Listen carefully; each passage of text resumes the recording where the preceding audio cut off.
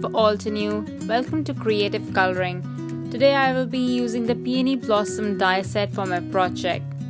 You have watched me color images with artist markers so many times now, and you know how much I love to use them. So I thought I would use the die cuts today and color them with artist markers. I have watercolored on die cuts before, added just plain coloring with artist markers, but I've never colored a die cut with detailing, and that is what I'm going to do today. So I will cut a bunch of die cuts for one flower out of Crest Solar White cardstock, and I will be using the artist markers in shades of purple to color the petals, starting with R705, which is Midnight Violet and the darkest color in the purple family. Now I will color the first petal at a relatively slower speed so that you can get an idea how to go about it. I will skip a couple of petals in between. As you can see, the notches are already there on the die cut as guides for where to add shadows. This is where I will add the darkest color, Midnight Violet, then blend it out with deep iris, extending the lines, moving towards the flower center.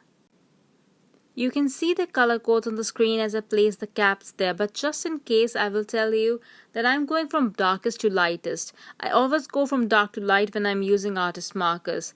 This works for me. I'm still new to alcohol markers, so I like to stick to this routine of adding the darkest color first and then moving on to lighter shades. This helps me blend the colors better, and I always go back in with the tip-to-tip method to add depth if I need to. I will also add the darkest color next to the flower center and then blend it out with lighter shades. Though this might not be visible on the end result, since I will be adding another layer of die cut on top of this one, which is the largest piece, but just to be on the safe side, I will color the entire die cut. So I'm starting from the edge of the petal and moving towards the flower center. Then I lay in color next to the flower center and move towards the edge of the petal. I'm coming from both the sides to meet in the middle. I will do this for every petal. I will blend this all out with the lightest color, that is soft lilac. After this, I will take the Midnight Violet, the darkest color, and pick up the color with soft lilac so that I have a darker shade than that of soft lilac, but still not as dark as Midnight Violet. After the petal is done, it will look kind of like a seashell, a scallop. Then I will color the smaller flower layer in the same manner. For the flower center, I will use the colors from the Summer Afternoon Artist Markers set, except for Paperback. That's the one color that I'm not using. For the leaves, I will use the Green Fields Artist Markers. I will start with the darkest color, Evergreen, adding it to the notches, building the veins and midrib with a very light hand. Then blend it out with Forest Glaze, which I will further blend with Red Leaf. Just listen to some music. I'll be back in a bit.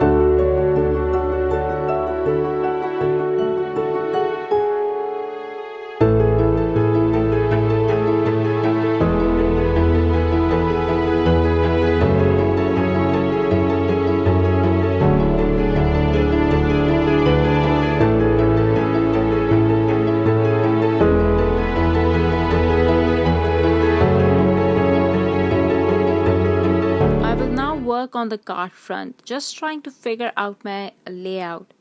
I know I'm going to use this medallion die, so I will cut this up. I'm not too sure about the word die though. For the background, I will add a color wash of Parrot and Forest Glades watercolor. After this is dry, I will add partial stamping with the Dainty Swiss Dots stamp set in bamboo dye ink. Now I will arrange the elements, and I struggled a lot with this layout. It's just one of those days where the inspiration just doesn't hit you but you keep on going. Once the flowers are arranged, I will add black paint splatters and pop up the sentiment, which is from the Label Love stamp set. It shows that I have completed the card, but something was bothering me, so I switched the place of the altered medallion die cut off camera, and it looks a little better to me now. I hope you enjoyed the video. That is all for today. Thank you very much for watching. Bye.